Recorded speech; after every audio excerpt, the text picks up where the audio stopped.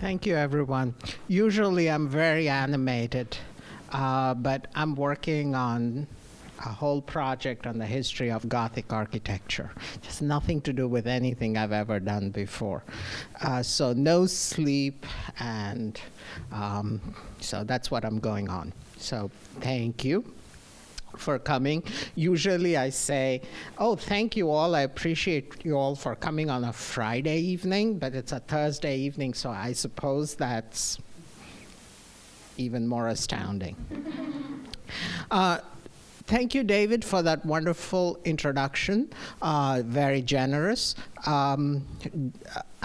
Unfortunately, I'm not going to be able to get into the Mahabharata, the Sanskrit epic, in this talk, but there will be other connected but not serial talks on it, so I will get to that in another one, but we are going to deal with Homer in this one. When I say art or image, does anything come to your mind at all? I mean, why would those two terms be together?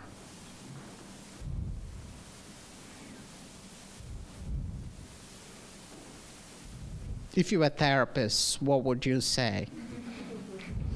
I was just thinking that today it's so easy for anyone to create an image. Very good. But that doesn't necessarily mean that it's art. Okay, so we need to have some way of knowing what art is from an image. And then there's the added problem of what is an image? Our social networks, Facebook, which we thought was our friends and our community and our congregation, if you will, turned out to be an instrument in politics, right? And a form of control. So we don't know what image is. We don't know what art is. And so I've been thinking about this, and I have this morning I had 200 slides almost. So you're not going to get 200 slides.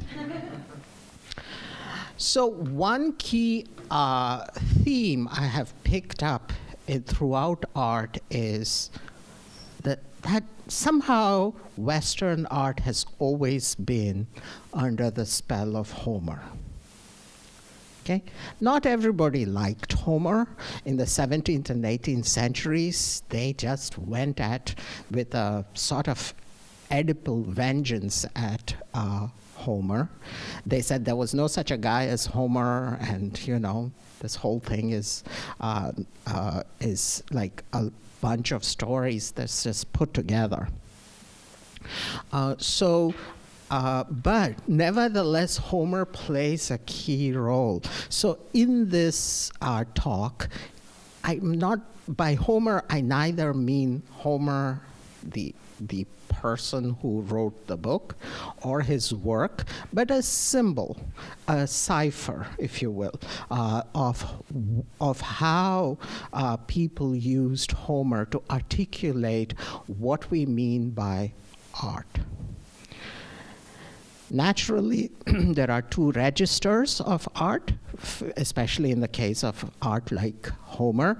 There are those who read it textually and text critically, and there are those who use Homer as an inspiration to converse with about art.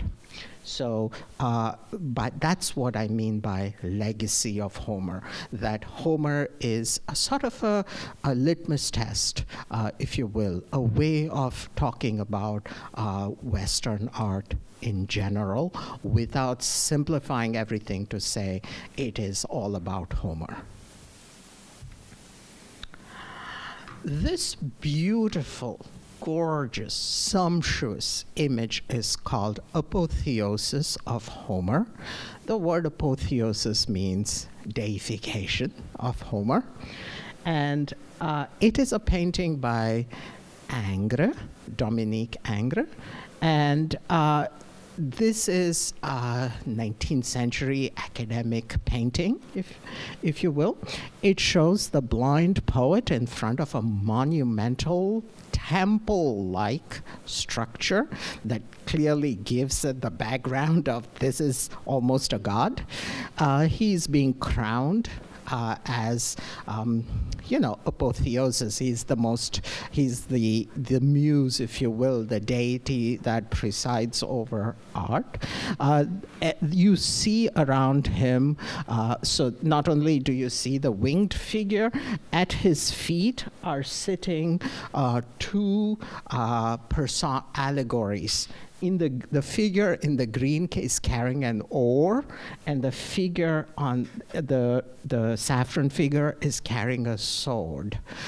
These are the allegories of Iliad and Homer, his epics, and you see various artists offering up there or praising him with their instruments. You see most prominently the lyre.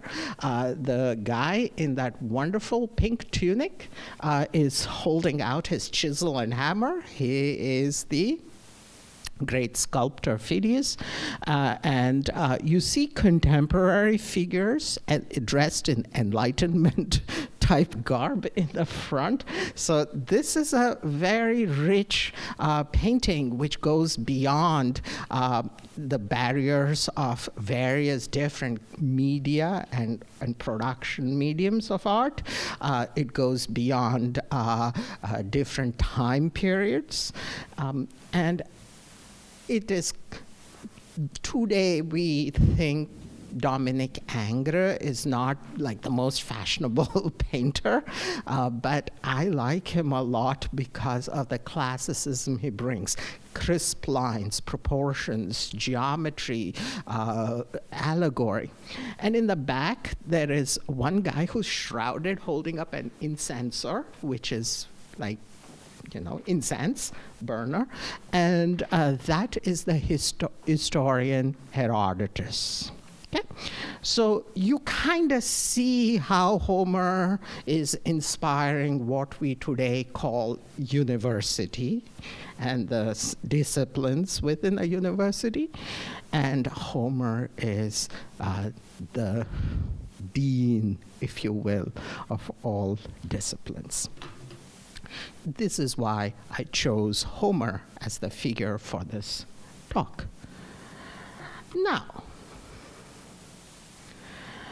we live in modernity and, post-modernity or post-post-modernity or post-post-post-modernity or neo-antiquity, as I'd like to call it.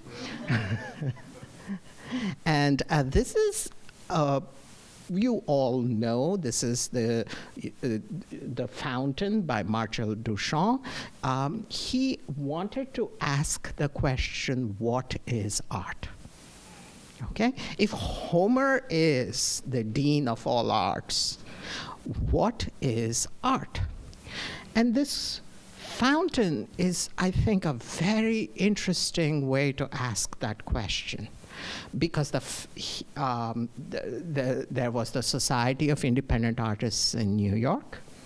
In 1917, anybody could exhibit in that Society for Independent Artists gala event, and you had to buy a membership, and if you bought a membership, you were an artist. Like you said, who is an artist? We don't know anymore, but at Duchamp time, whoever paid the membership fee would be an artist by definition. And so Duchamp goes and buys this. He's walking in the bathroom district. Is that 57th Street in New York, where all the toilet stores are, the bathroom stores? Yeah, and he buys this, and he fills out the application form with the fee for our Mutt, which is a play on Mott, M-O-T-T, who was the urinal manufacturer. And he puts the date, signs it, and he puts in the entry for it. It is, of course, shocks the establishment, because while we are open to anything can be art, we, at that time, now we have artists that have actually canned their poop and said artist shit, and they sold it, and it was bought, and then it was also opened in a performing arts ceremony. Yeah, to see if it was poop or cereal. You need to know. So we are not shocked by it, but imagine a urinal purchased from a store showing up as an entry for art in the Society of Independent Artists. So he gets a great photographer, Alfred Stieglitz, to take a picture. And then it is, of course, on a technicality not exhibited, saying there was a glitch in the application form. But he publishes this picture, and he sort of pushes forward this question, what is art? Okay. Before that, it was clear what art is. Nobody's going to have an argument about whether Homer is an artist or Michelangelo is an artist or not, right? And so somewhere between that and today's Dumbo crowd of artists, this is the sort of liminal moment. So I'm following here a brilliant theorist of Duchamp's. He has written several books. He's also my teacher, Thierry de Duve. And he says that the avant-garde could have arisen only in Paris, and that is due to a selection of art at the Académie des Beaux-Arts. So what was the crisis? We cannot understand it, but in France at this time, there was an Academy of Fine Arts. It was a guild that was under the direct patronage of the king, the emperor. King, emperor. And you had to be exhibited in the exhibition of this academy in order to be able to sell your art within the Paris greater metropolitan area. So there were, as democratization just got underway, there were more and more and more and more artists, and it became impossible to hang all their paintings and so on. And so for the first time, a decision had to be made about what was art and what was not art. And the judges had less than 40 seconds to make up their mind. So they would just go, sort of, I'm exaggerating, they would probably say, oui or non. And so whatever. And this creates a kind of a pressure, right? And so you had to prove your art, and there were criteria. And when these kinds of things happen, you turn on the institution and say, hey, wait a minute, my art is as good as yours. What are your criteria? So Duchamp conveys this collapse of, or the crisis of selection, the selection criteria crisis of being able to tell what is art and what is not, with a kind of a message which is aimed at this, like if you pay the membership fee, you can be an artist. I mean, how democratic and how American that is. Pay the membership, you're an artist. It's not a big membership. If you can't afford it, borrow or get a loan from a bank. It was like, I think, $5 or $7. So it was not a lot. So the question arises, if anyone can be an artist, can anything be art? And that is precisely what is being demonstrated here. So this fountain is not just art, it is an artistic or a philosophical reflection on art. So you can imagine why it's one of my favorite paintings. I mean, I can speak about it with as much rapture as I can speak about a work by Ingres. So, Duchamp calls this message, Terry calls this message Duchamp's telegram, and modern art responds to this message in various ways. So a little backtrack about what the academies, how did they recognize art?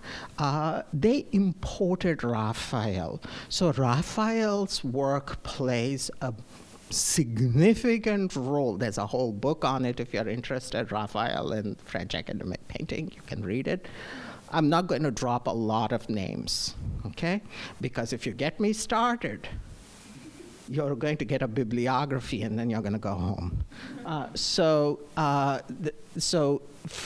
Raphael, so if you look at how Raphael has collected all the different thinkers of ancient and contemporary times, there is someone called Pico della Mirandola, who is a contemporary of Raphael's, as well as Plato and Aristotle and so on. And if you compare that to Homer, this Apotheosis of Homer, the program is still the same several centuries later. And so the academy had a kind of marching instructions from Raphael on how to conduct art, which fell apart, and therefore Duchamp comes at a time where he's asking, what is art?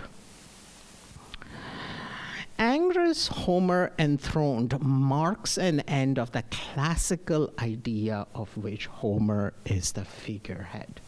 So Homer Enthroned is simultaneously a magnificent piece, but also a kind of, that's how far we can go. Ingres, and with him what I'm calling the legacy of Homer, becomes an impossibility in art. You cannot continue in that vein, the neoclassical vein. And this is confirmed in a Belgian artist called Marcel Broodhaars. I know. You could say the same thing with many fewer vowels and consonants. This would be a killer on Wheel of Fortune. But he is 1924. He's born in Brussels, 1976. He dies in Köln. One of the pieces he creates shows precisely this anxiety about what is art and articulates it. It also shows, according to Terry, that he has received Duchamp's telegram. And this is a vacuum molded plastic shield, and it is a totally fictitious museum that Broodhaars has invented, Musée d'Art Moderne. And of this museum, apparently, there is a section called Département des Aigles. What does that mean? Department of Eagles. And there are the names David, Ingres, Wiertz, and Courbet. Let's forget the last two. But David and Ingres are standing at this neoclassical to modern conflict where everything we know about art gets blown up, and we enter this sort of Duchamp's telegram type of thing. Duchamp says, SOS, what is art? This is a luscious painting by David. And what does it show? It shows the wrath of Achilles when Agamemnon, who is in the salmon tunic, is taking away Achilles' war prize, a beautiful girl called Briseis. And Achilles is so enraged that he is reaching behind his shoulder to draw his sword to kill Agamemnon. And for those of you who know, the Iliad begins with "Sing, O goddess of the wrath of Achilles," right? Mene Naide, Thea. So this is the wrath of Achilles being depicted by David. You probably know David from the painting Death of Socrates, which is at the Metropolitan Museum of Art, but also there are many, many great paintings by him. And in all honesty, David was also critical of the academy, and he also thought that it was conservative and not innovative enough. But unfortunately, because they cheated him of a prize, I mean, you know, he didn't get the prize, and he was clearly a brilliant painter, and so on. Another neoclassical theme, here you see that the same scene where Achilles is drawing his sword or whatever. The sword is in his left hand, but Athena, unseen by everyone, grabs hold of his hair, which is not depicted here, but in the book, and she says, "You can abuse Agamemnon with words, but you cannot kill him because we need him to carry on this Trojan War." This is by Ingres, again showing Achilles with Patroclus, and this is the embassy. Agamemnon repents for taking away Briseis, which causes Achilles to withdraw from battle. And so Patroclus is standing by, and you see the nude figure with his back to us, who's bigger than everybody. That's Ajax. And the one in the tunic is Odysseus. So although there were a multitude of paintings relating to classical themes in or Homer's Iliad, in the 17th century, only about 7 to 14 scenes were acceptable because the literary critics were also acting up, saying Homer is not great poetry, his poetry is repetitious, it is long-winded, there are many diversions, his metaphors are too long, there are so many scenes that cannot possibly be the work of a noble poet. Achilles is crying to his mother, saying, "They took away my war prize." Is that a hero? A good blood, guts and glory hero? Is that a noble hero? No, that's not. And then apparently Achilles gave away his Briseis too easily. Does any real hero of a manly hero do such a thing? And so on. So they found all sorts of things. This sort of bullshit is called higher criticism. And the higher criticism, the more bullshit it becomes. It's the apotheosis of bullshit. So you have that. It is no longer considered a valid method. And I must say that I spent half my life critiquing higher criticism. The legacy of art is somehow the legacy of Homer. Even the academy learned it. But did it really? Because there's a book out there called The Legacy of Homer, which has all these neoclassical paintings, and it has an essay. The introductory essay is quite interesting. But we also come to know that when the academy tried to reinvent itself post Marcel Duchamp and all the criticisms, they only wanted to change the presentation of Homer. So they went and bought Daumier's art. It shows, this is called Menelaus Victorious. It shows a pot-bellied Menelaus walking away with an impossibly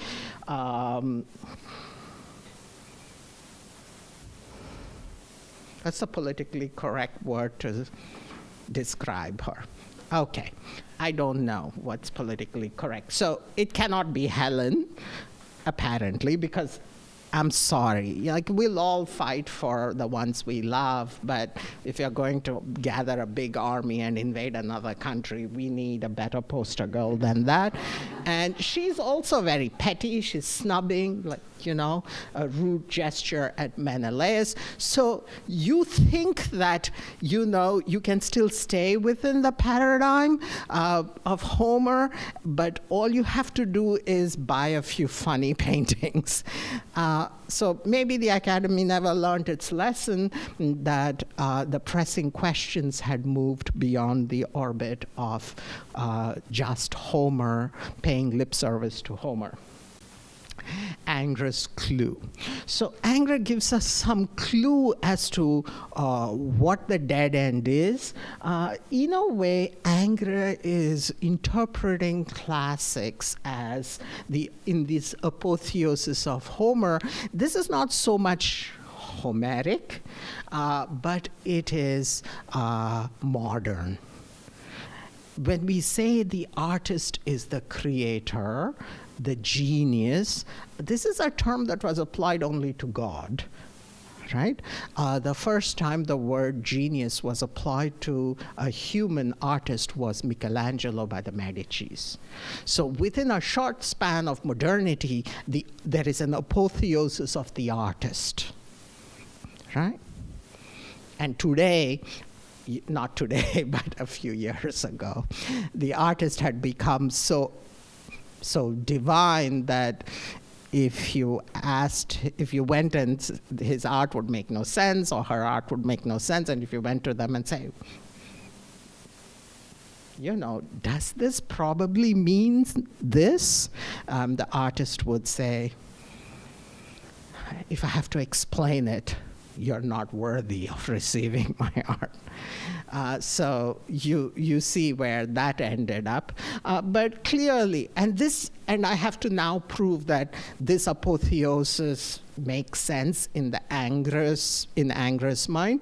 And I do this by comparing that to Zeus and Thetis. This is the scene following the wrath of Achilles, where look at how Zeus is portrayed. And you see how Homer is portrayed.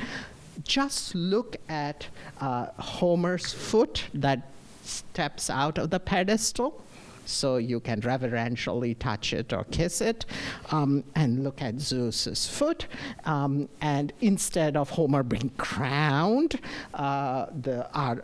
here Zeus is being besieged by Thetis. She's the mother of Achilles. She's asking Zeus to make the Greeks, the Achaeans, sort of have setbacks so they would know that they should not have dishonored her son. That's the scene. So more important to the story I am telling you is that somehow in Angra's mind, the artist has reached unto heavens and has displaced God as the creator with the artist as the creator. The artist is not imitating God. God is imitating the artist. So, which naturally brings us to the next section. Art versus God. Notice I didn't say artist versus God. That would have been too easy. So let's go to the Revelation. This is the Leningrad Codex, which is from 1008 CE. It's the oldest surviving Masoretic text, which is the Tanakh, the Old Testament. And the Ten Commandments occurs twice, once in Exodus and again in Deuteronomy. And we are interested in the second commandment. Here is the translation of the second commandment. Unfortunately, it's the King James version of it, but I wanted you to get that sort of early 20th century feel. The first commandment, everybody knows, I'm God, I'm a jealous God, and I'm the God of gods, and so on. And so God introduces himself. So the first commandment is like a business card. The very next commandment, you would think that the next commandment should be something like thou shalt not kill or something. But in the second commandment, God is upset about art. Can you imagine? Thou shalt not make unto thee any graven image or any likeness of anything that is in heaven above, or that is in the earth beneath, or that is in the water under the earth. You remember, the earth is a floating island and there's water under earth. Thou shalt not bow down thyself to them, nor serve them, meaning you shouldn't go to the museum and pay a fee and sort of say, whoa. For I, the Lord thy God, am a jealous God, visiting the iniquity of the fathers upon the children unto the third and fourth generation of them that hate me. So if you dabble in art, you're already God's enemy. And the penalty will be visited not just upon you, but on your children and your grandchildren and great-grandchildren. And shewing mercy unto thousands of them that love me and keep my commandments, i.e., keep their chisels in their pockets. There is an obsession with the whole idol thing. The word for idol is pesel, something carved of stone or wood. There are many other words, but there are many words that just don't talk about the manufacture or the making of images, like graven image would symbolize. But apparently these objects that you create are powerless ones and pellets of dung. Okay, again, what would Freud say? Why such strong language? Right? Is God really thinking that an art object could compete with him? That's pretty strange. So now you see the words for art objects. Non-God, things of naught, vanity. Every once in a while, there's a reformer who wants to tell us all that we have strayed away from God, and there has to be a bonfire of vanities. So Savonarola urges everyone in the early Renaissance to bring all arts and silks and pearls and brooches and set them on fire. Botticelli himself, and this really kills me, brought many of his paintings and put them on the bonfire, and they were all burned. So every once in a while we have the sort of religious reformers sort of coughing up a hairball. So there is iniquity, wind and confusion, the dead, right? The dead. You can't eat Cézanne's pears. They're dead. Carcasses and a lie. This is pretty strong language, right? It seems no one takes art more seriously than God. Only God thinks all these things about art. And maybe anger. So what is God now? God is not the artist. Angra showed us. That was the conclusion we got because Angra did not succeed in convincing us that Homer is really God. Nor the artwork, because we saw a litany of of abuse heaped on artworks. So the question comes, what is art? I just want you to appreciate how theological Duchamp's fountain is. You know? So one possible answer we can give to what is art is representation. Right? Is it? Is art representation? No? What is it then? So let's say it's representation and see where we go. The thinker credited with, or rather blamed for, the theory that art is imitation or representation or copy or whatever is Plato. These are his dates, and I don't think I need to read this slide, because if you don't know who Plato is, you probably are not going to get what I'm saying anyway, but they would not have let you come in here at all if you didn't know who Plato was. One of the ways of reading this is that there's a quarrel going on between Plato and Homer, and this is the quarrel between philosophy and poetry. And on the face of it, Socrates says some things about art that are, for us, inflammatory. We ask ourselves, was Socrates talking to God? Poets speak in a puzzling manner. This is one thing. They speak in riddles. Who knows if we have the correct interpretation or not? Also, Plato has a critique of gods to whom one can pray to and sacrifice to, and these gods intervene and benefit the unjust. Right? Plato believes in the law of karma, and so if you can just sing that song Janis Joplin sings, "Please God, let me have a Mercedes-Benz. My friends drive Porsches, I make amends." Okay. So if you can sing that properly, God will intervene and zap a Mercedes into your driveway. So somehow, according to Socrates, this representation of gods as recipients of your prayers and givers of benediction turns gods into cheap transactional beings.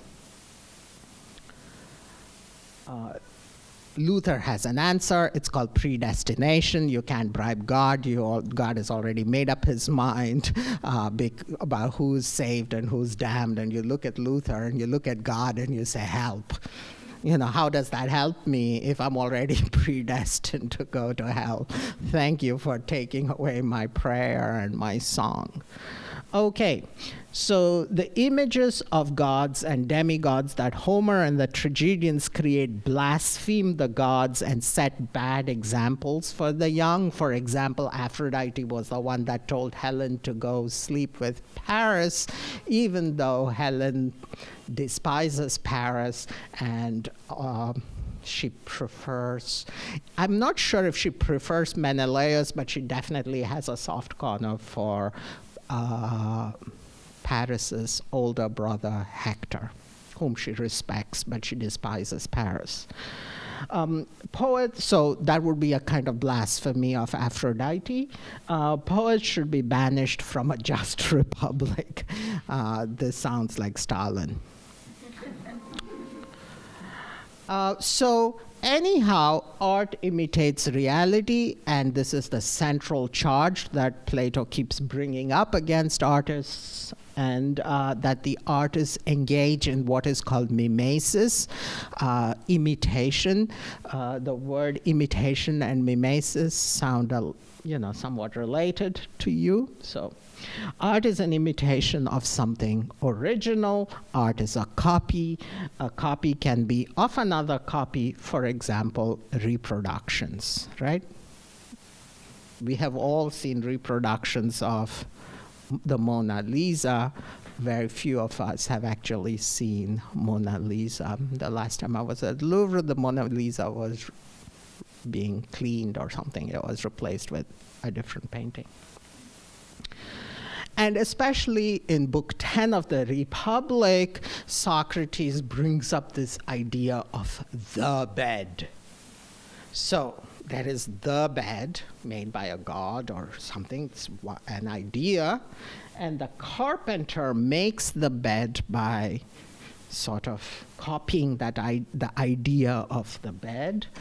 A painter copies the bed made by a carpenter. I'm grossly simplifying this, okay? And Socrates relates it to the third and the fourth generations and so on. We won't go there.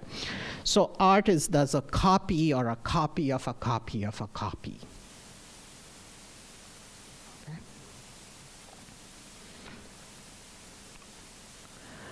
So art is one reading of Plato, and I admit it's a superficial reading, but it is the most influential reading in Western culture. So I put that out there. I disagree with it, but I put it up there because Plato is much more nuanced and complex and great. Is art a representation? So now Duchamp is working with the idea of ready-mades in art. So he picks up a bicycle wheel, he picks up a stool, he mounts the wheel on a bicycle, the bicycle wheel on a stool, puts it up there, says, "This is art?" ? Right? And Warhol just buys these Brillo boxes and puts them there. So they're not representing anything, are they? Think about that. What would a bicycle wheel represent? Maybe motion. But mounted on a stool like that, it's not going anywhere. You cannot say, even metaphorically, allegorically, that the stool is driving away on a bicycle wheel. As for the Brillo boxes. Right, but they are not exactly copies. And I will come to representation of ideal entities in the next one, because for that we need to go to the Germans, the Geist.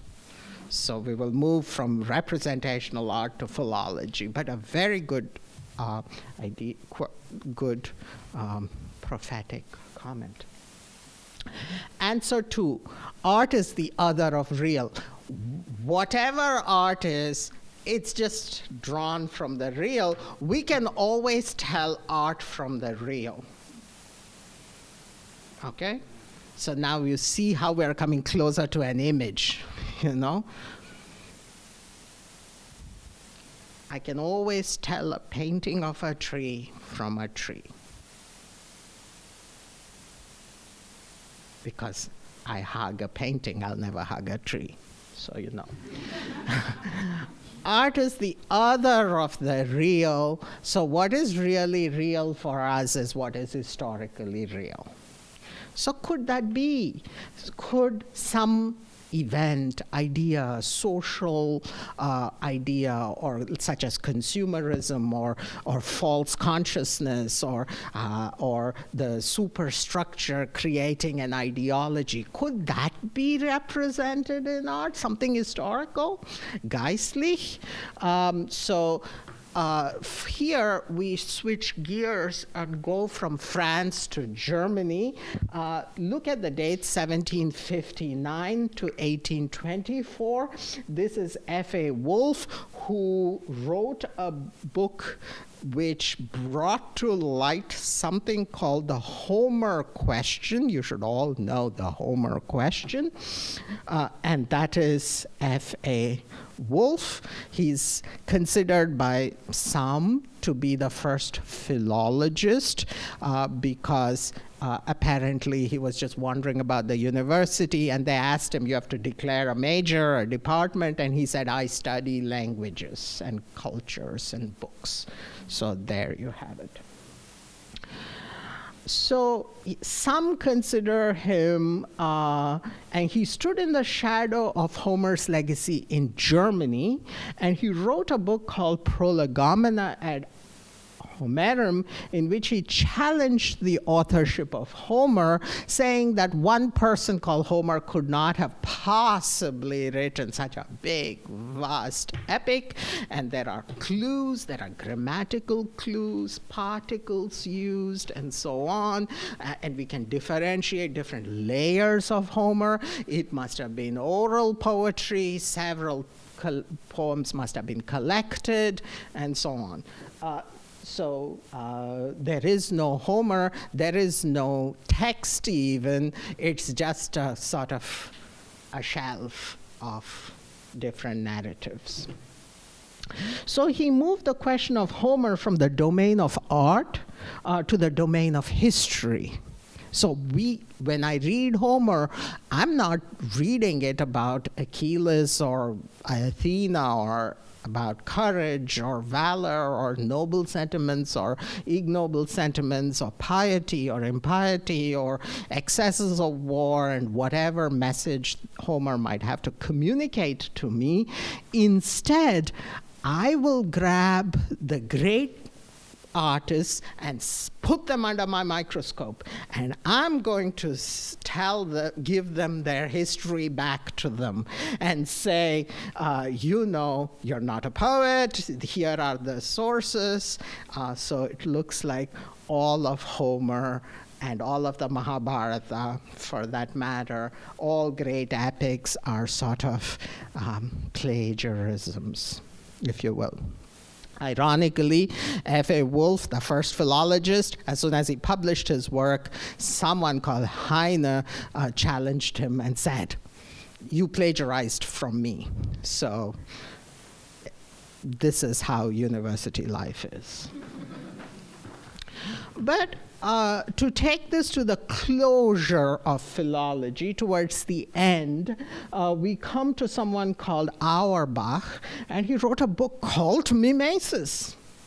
See, we were asking, what is art? Is it mimesis? Here's a book called Mimesis. Moreover, it has a continuation in its title, Mimesis, the representation of reality in Western literature. Written by a Jewish Auerbach who is in kind of an exile in Naples at this time. So we will rush to Auerbach to see if he will teach us anything. No. Auerbach's work is interesting. You'll learn a lot of things, but for the question we are asking, what is art, it's a colossal failure because he has all these assumptions. For example, that reality is whatever I see, empirically, right? It's a mass of things and mechanical processes. And if you boil it down, it means no gods, no spirits, no such thing as luck, nothing. Is just mechanical causation. Art can be, or a class struggle, it could be ideal as well. It doesn't have to be, but it relates to the empirical. Art can be thought of in relation to this reality. So instead of asking, is it real, we ask, is it realistic? Now you can imagine what we mean by realistic, right? What is realistic in art? You ask a Marxist, or one of these social justice warriors, they'll tell you that the poor woman who's much abused and much disenfranchised and is at the clearly suffering, her suffering is reality. So preferentially, we focus on her because we can use her for fulfilling our ideological fantasies about what an ideal state could be. So you see how realism is a very funny thing. You would think, yeah, terra firma, we've landed solid ground, but we have not. Realistic can mean a whole lot of things. Art is a representation of whatever is that reality, which he has not explained, but a true representation is historical and not mythical. So one of Germany's contributions to liberal arts is demythification, demystification, Entzauberung. Here's a quote on realism. Realism then can be either a technical term, formal term, such as neorealism, futural realism, such as epistemological or an ontological affair. It can also be an historical term, describing the most enduring artistic mode of the modern age. Modern age is apparently progressively realistic. It's the kind of art most congenial to the ascendant bourgeoisie, with its relish for the sensuously material. So the more sensuously material it is, the more realistic it is. Its impatience with the formal and the ceremonial, its insatiable curiosity about oneself, the self, this is modernity's obsession, is the self, and the robust faith in historical progress. So that's realism for you, which hardly answers the question, what is reality that art is supposed to be copying from? Back to the ancients. So that whole mimesis thing and Plato's interpretation did not really work. So we did not find any originals. We just found copies, right? This is a copy, that's an image, that's an image. Even realism is an image of ideas. So let's go take the question to virtual reality and ask, is that real? Is virtual reality real, you think? What do you all think?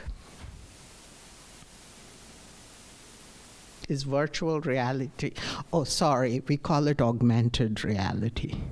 Is that more real than real? Baudelaire wrote a book on that. Lyotard wrote a. We react to it. We share it with others, right?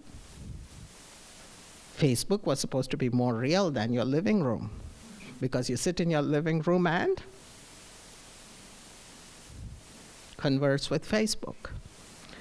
So what is it about reality that it can be represented at all? That's my question. That's been bugging me. And if you tell me the answer, I'll refund your fee and go home. What is it about reality that allows itself to be copied? When I say really real and virtually real, what is the meaning of the word real that is operating as a common term in both these senses? The visual. Correct. Is it? So not just visual, but also what I hear and what I'm told, and through language, what has been communicated to me. So they're all images. Sense perceptions are images. There is no original. It's all images.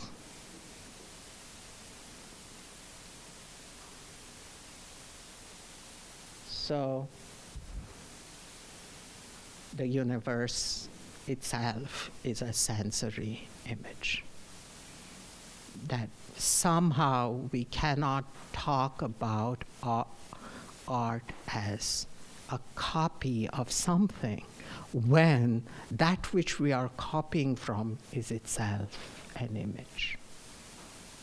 This is the scary thought where Western culture did not wish to go. Homer did, Plato did, but after that, it's lost.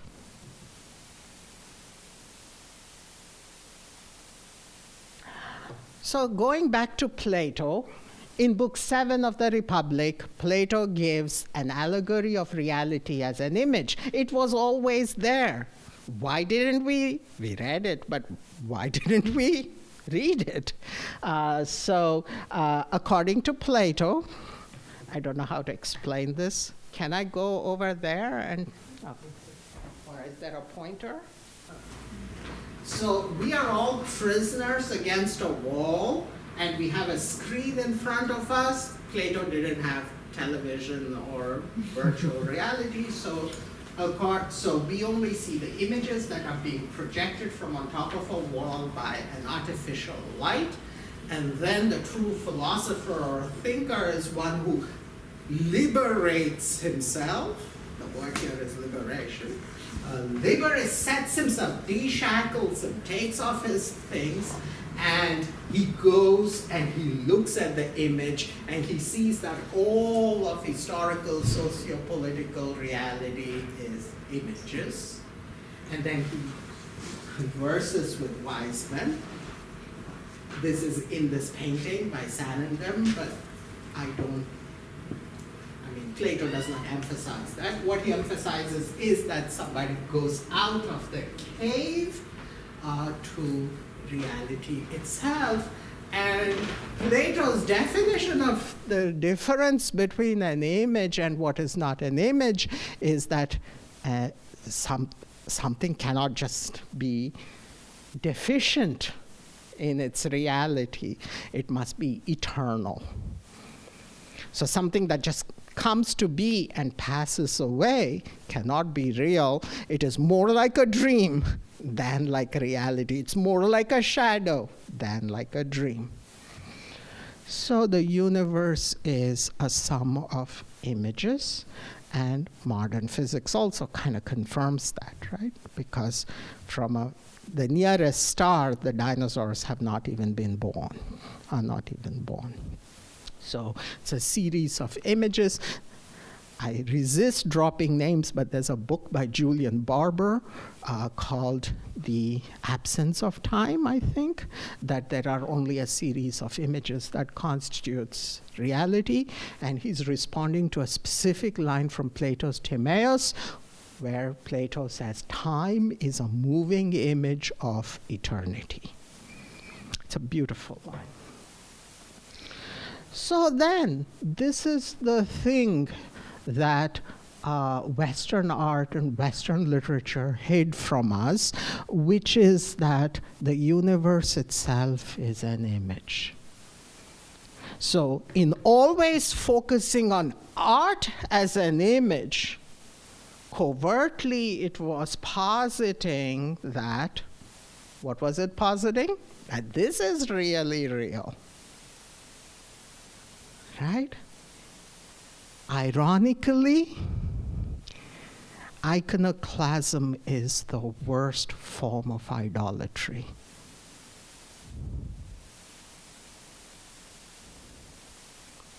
Because we think this is real. So the conclusion, I have to wrap this up somewhere, and I can't go into Mahabharata and the Sanskrit epic today, so there'll be another talk, but it'll be a self-standing talk, so if you don't come back for it, you still got your money's worth.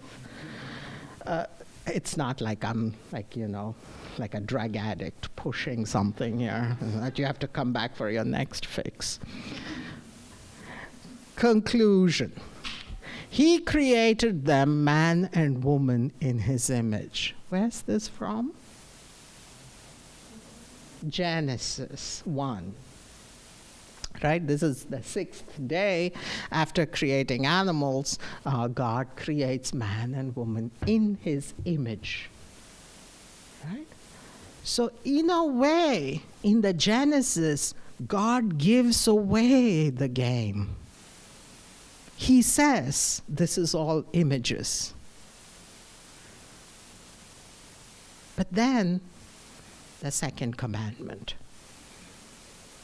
And in a way, we have failed to heed both Genesis and the second commandment, right? We have posited ourselves and the reality we create as the really real. And this is the dark secret of modernity, is that ourself, bearer of rights, is the true God. And we determine what is real to us is real to us, what is not real to us is not real to us.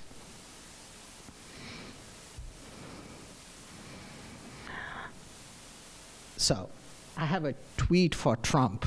It's a fake universe. Get used to the fake media. Yeah. The legacy of Homer in modernity reveals a twofold failure in our education. Two aspects of humanities were explored: art in France, Homer's legacy in art, and Homer's legacy in Germany through philology. In France, art is transformed into the question, what is art? By Marcel Duchamp. In Germany, art is transformed into the question, what is the history of this object? Right? Art history. All the big names in art history are German. Okay. Beginning with Winkelmann, all the way to Panofsky and so on. So the German solution is a dead end. It already takes history to be real. So we cannot ask the question, what is reality, in a German idiom in this sense of Homer's legacy. But there is some hope in the French solution of raising art to the question, what is art? Because once you ask the question, you light up your thinking. And by lighting up your thinking, you transcend what you think is real and search for. So art fulfills its function in the question of these two paradigms. What is art alone can emancipate us from historical materialism, which is stillborn. Right? Materiality cannot be, we can't even call it dead because it was never alive. Right? So all the words you hear against idols apply to historical materialism. Do you see? Do you see what idolaters we are? Precisely by saying only the idols in pagan religions are the fictions. Only myths are fictions, but historical things are really real. You see how we are fooling God and fooling ourselves. I'm sorry I had to go there. I'm a theologian. It comes to me naturally. Cannot avoid it. Here I'm being cute. After putting in all this work, you should forgive me for being cute. Art saves us by dying. The death of art saves us because it delivers us to the question, what is art? It reveals that the anxiety of idolatry had manifested in an obsession with an original. These originals turned out to be illusions. So art, by problematizing the image, does not give us the truth, but tells us that we are lying to ourselves. And that, I think, is a humble progress in the right direction. That, I think, is the salvific function of art, that it dies so we may think. Thank you.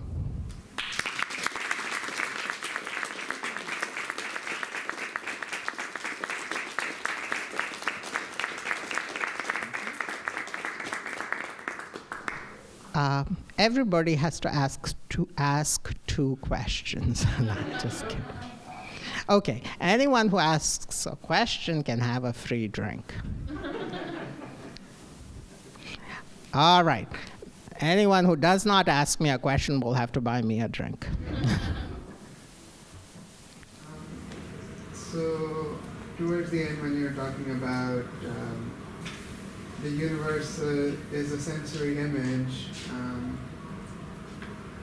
how does Descartes' idealism fit into it? Because wasn't that also kind of going in that direction? The French are better at art than at philosophy, and I can open the question up to Descartes now, but Descartes is trying to mathematize the universe, right? But in the end, he makes my point by positing the ego cogito as the principle that represents the reality for it. It alone is divinity. Everything else is a dead object, including animals and so on. So it's all res extensa. Only my subjectivity, if you will, is the cogitans and alive. So it's not God, it's not Homer, it's my ego. That is crowned in Descartes. I have a huge problem with that, especially coming from, this perspective. Yes, miss.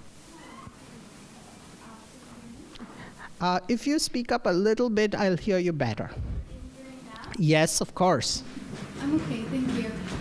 Professor, just to kind of reiterate back to your question earlier, don't you think that art in itself, the existence of art, or the movement of art, or the beingness of art is a statement on its own, in the sense that we have our own worldly perception, our own worldly perspective, and what's reality to us is a fantasy to perhaps generations later, that our generations later that might be living in Mars in itself.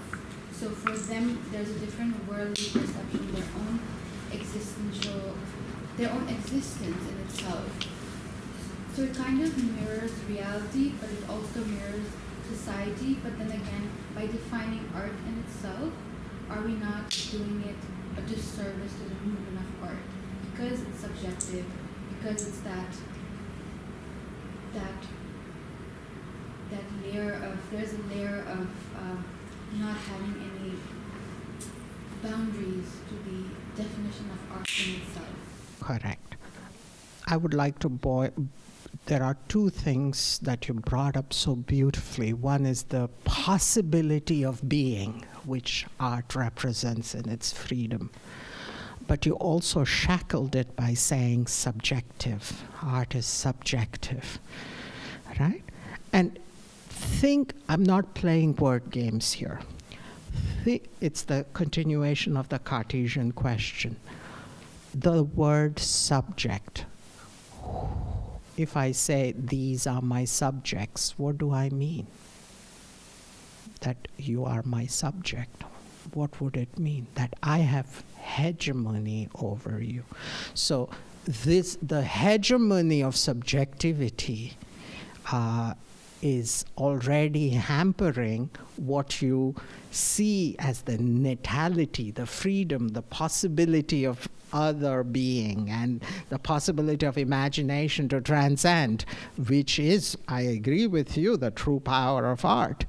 So my criticism there would be that what I'm attacking here is the modern notion of subjectivity rather than art.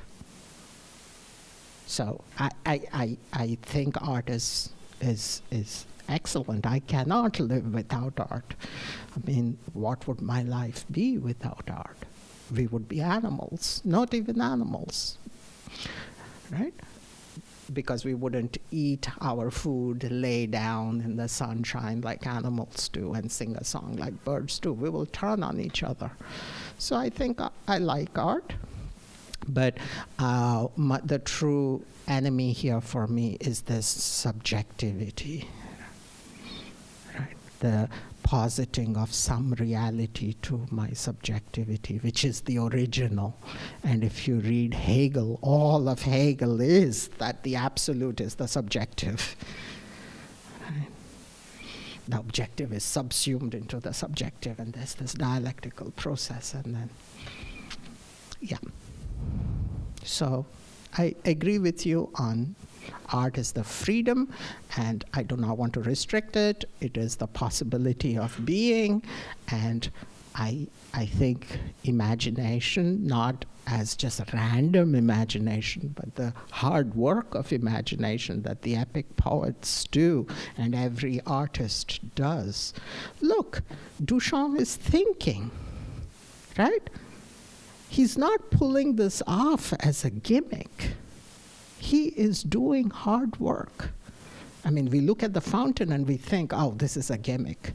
No, Warhol is not pulling off a gimmick. These are working with the imagination and the possibilities and making explicit what is implicit in our perceptions.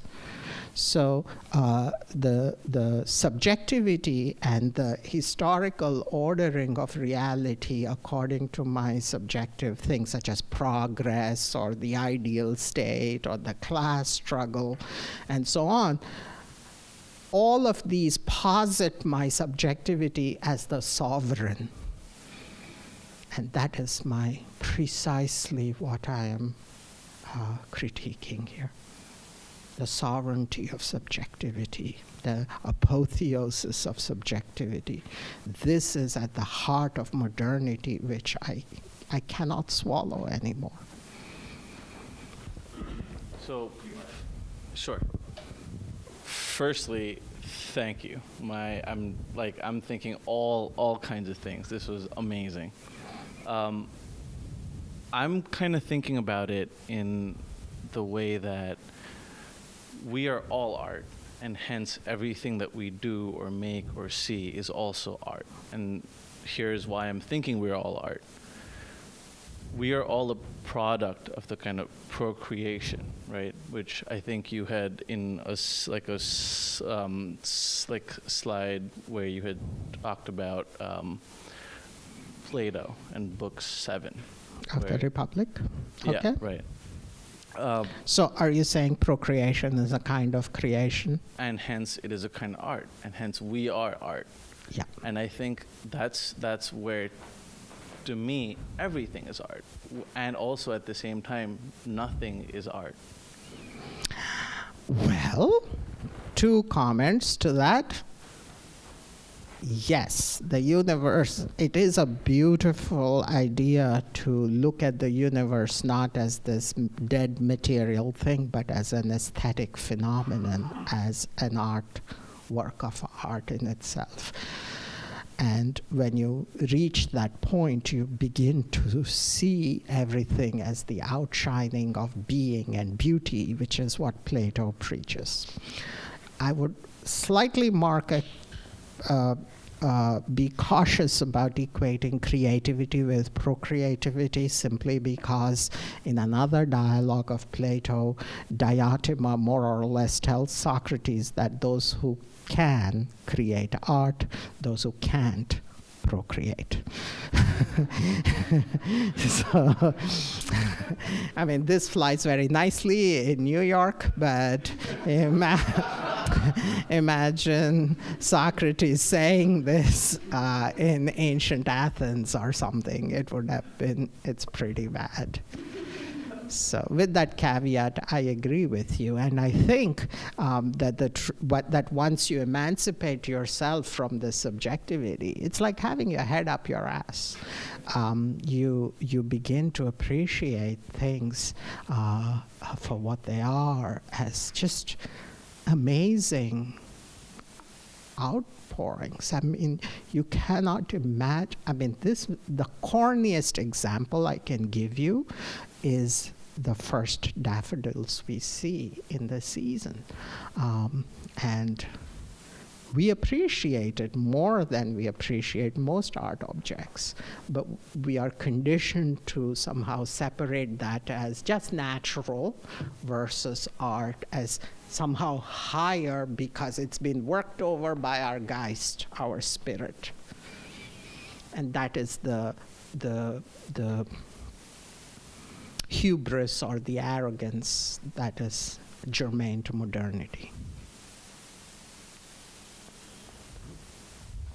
You make a compelling argument that. Yeah.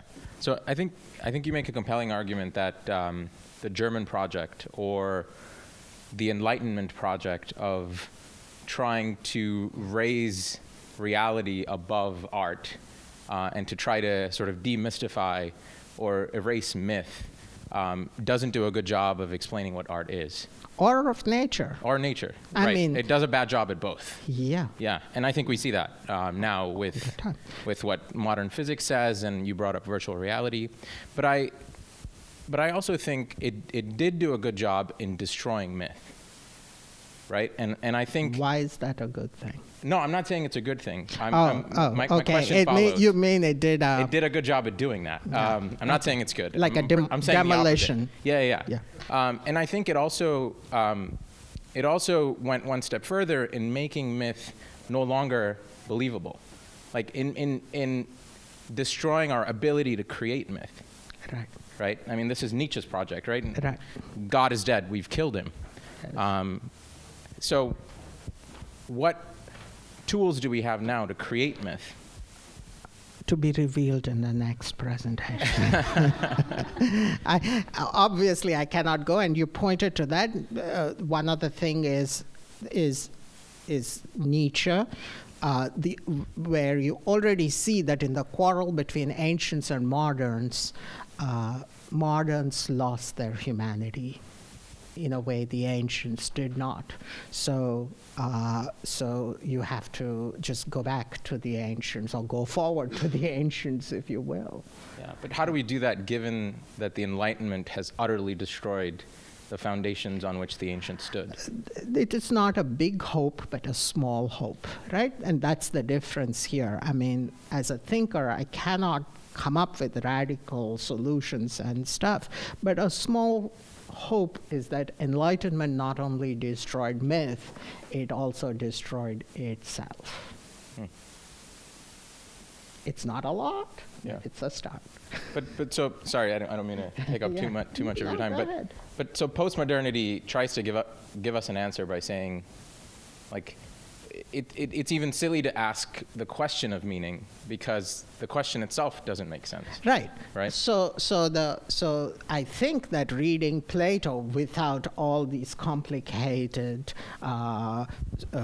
theoretical gadgets we have created simply to keep the university professorate employed in the publishing industry working like a sausage factory, is to just read Plato and sort of think and be. I mean, do you need, if I want to understand the human foot, do I need a surgeon to read a book on surgery, anatomy, or so? Or do I just enjoy a dancer who uses the foot in a way that is exemplarily human, right?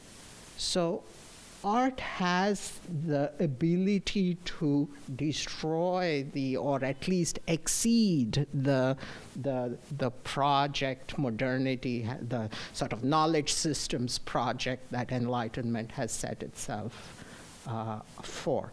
And also the idea of progress, that somehow we think that the next book that will be reviewed in the New York Review of Books would be wiser somehow, and that if you bought that book, some questions will be answered. So we have these notions of progress and stuff which we have to wean ourselves off of, and education is a sort of a behavioral reorientation.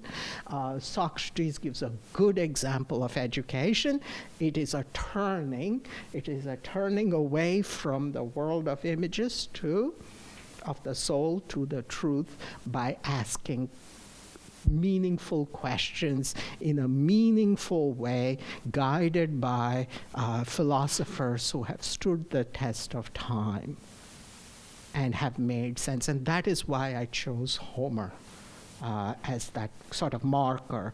But if you actually look at what people said about Homer in different periods, it's of course, there is no consensus.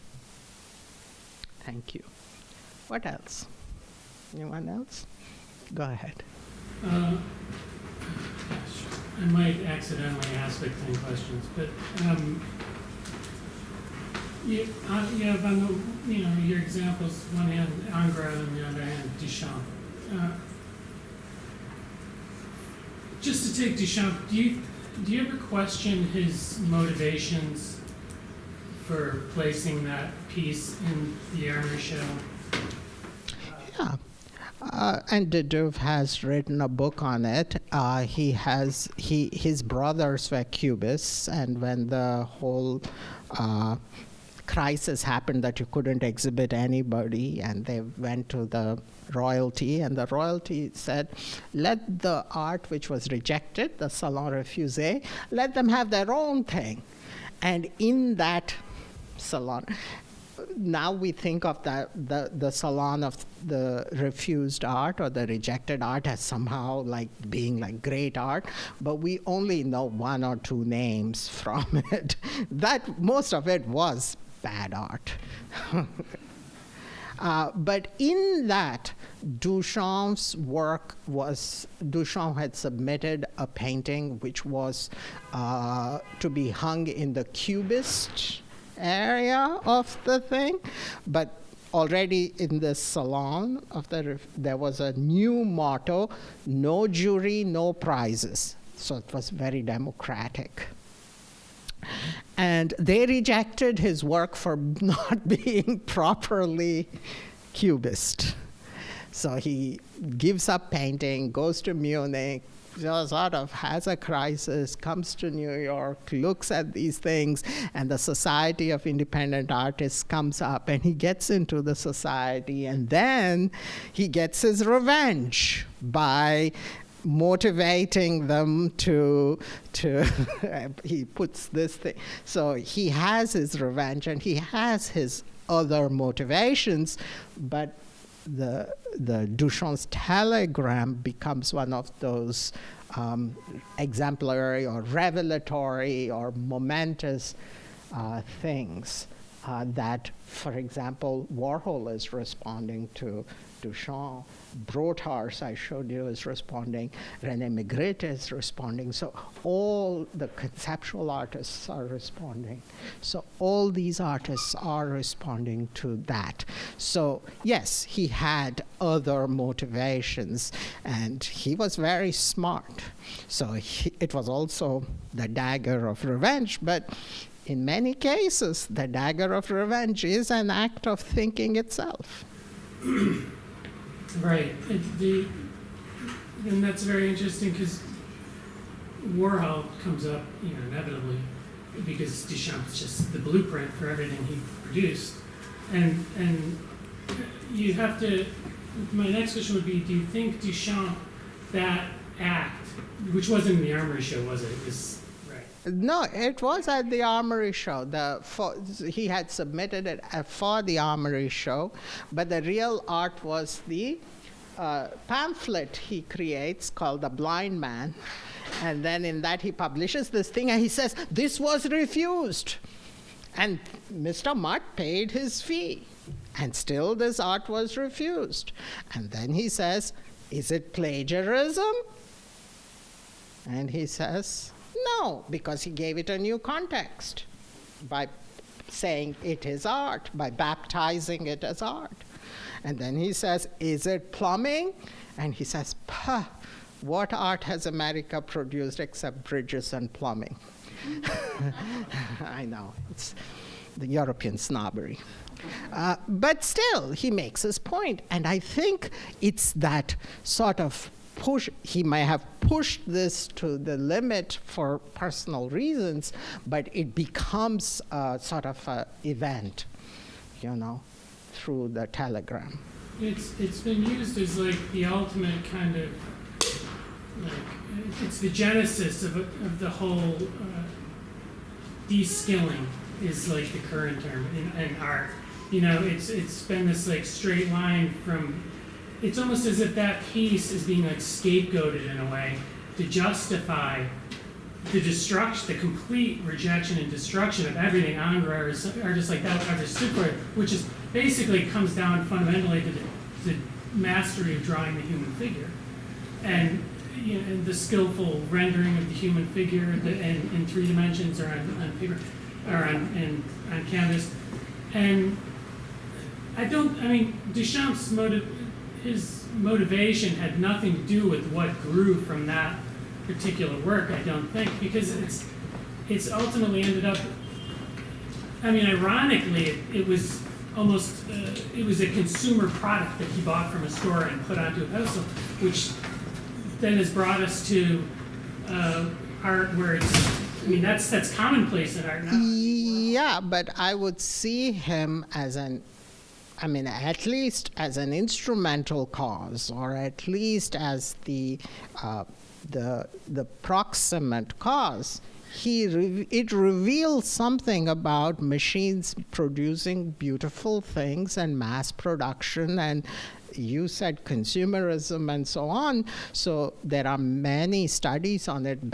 Walter Benjamin wrote a thing about production, mass production, and its effects on art and so on. So anyway, he ends up revealing that what is art becomes problematic, that art is no longer this innocent thing of creating, that every artist has to now ask the question, what is art? And what he produces is created in that thing. It's almost like, you know, a Freudian moment. It's like you've seen Mummy naked. You can't unsee it. So you've received Duchamp's telegram, and you now have to always question yourself, but is it art? And it almost only happen in visual art, though, because it's kind of, I mean, is Twitter literature? Do you know what I mean? What's the end game? I mean, no. So what I'm saying here is that now we have to ask that question. So the only human thing left to us now is to question and say, is Twitter art? Is this art? Is that? So all our edifices from modernity have crumbled. And our inheritance is the freedom to ask these questions. So yeah, I think that there has been no art possible after Duchamp that does not somehow problematize art itself.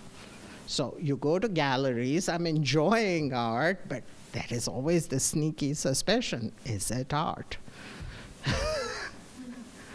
Why is it art? Because it's in a gallery, you know? And you know that the whole gallery business and all is just, it is a racket of its own. That's the problem with it, is that once you break through that barrier, art can just be used by any number of players because the artist no longer exists, the art no longer exists, so anything can be art, so you can just use. It's almost as if it's you bring up Trump. Trump, you know, is he a politician? What is the presidency? What is politics? What is what is power? What is real? You know, it's where does it all right? That's what it all comes out. Where do we end? I mean, you know, it's. So we return to Plato and we say, is this real? What is real? And Plato never wrote anything that said this is reality. He always frames it in terms of a dialogue and comparisons, and he gives similes. And Socrates himself, in the Theaetetus, he's compared to a midwife, and a very ugly one at that. In the Meno, he's called a torpedo fish, a Nacron. And he is like the stingray that whenever Socrates comes in contact with somebody, then benumbed, and they thought they knew and now they don't know. And so what better time for us to go back to Socrates than a teacher who says, I'm the only one that knows, I know nothing. Yeah. Go ahead. I got it. All right. Hi. I have some questions just to make sure I'm clarifying your stance on things. So you've raised a lot of really provocative points. Clearly, you can have art that is not made by an artist, right? Like the daffodil that nature creates. If art exists, can it be valued and appreciated without a human observer? So to your point, I'll give you a simple example. So you're saying how far, if I may radicalize myself to myself, which is always an interesting thing. Are you saying that how far can I take my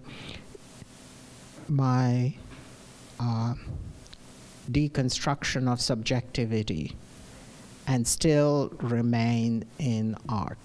I think so. Or the flip side of it as well. I respect the humility, I think, of what you're saying, that subjectivity is very arrogant. It says, I'm the subject, you're the object. You work for me, I pay money, you give me a hamburger, whatever have you. But if an orangutan can appreciate a piece of art made by a computer algorithm, is that still art, even if we don't see the value in that art? Yes, but notice that you're right. The questions just multiply. The real genius of this presentation is that I was able to go through all of this without just sort of getting lost. I agree. For some it would be too generalistic. For other people it would be like I'm all over the place. For other people it would be like, oh, that's interesting, but why didn't you say more about this?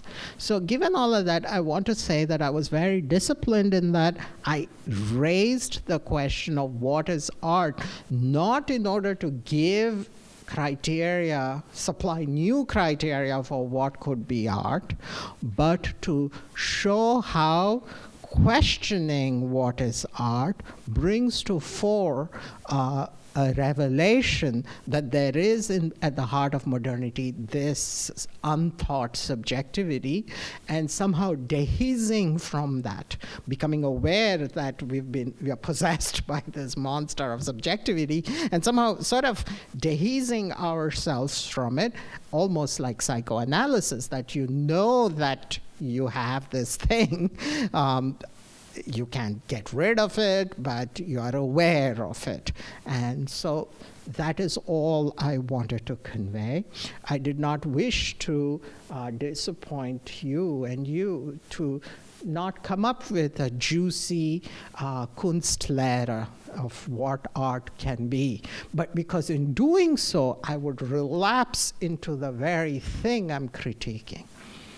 Right. So then, just to clarify, because again, this is my interpretation of what you said. Subjectivity, in so much that it assumes a superiority, is frustrating and not ideal. I suppose my question is, to clarify, there's no solution to subjectivity. We are right. Okay. So cool. we can become aware of it, and we cannot eradicate it, but we can dehaze. Like adhesion and dehesion, that you sort of let go a little bit and let it be, and sort of, come to a place of thoughtfulness, and that's all you can do, I think, because any sudden moves it's like quicksand, any moves like, I want utopia, I want, I'm not going to talk about free healthcare and free education for all. Free healthcare definitely, but with education, we already have too many professors. What are we going to do with more professors? It's like a question of everybody wants to be a chief, no one wants to be an Indian. Okay. Thank you. Thank you.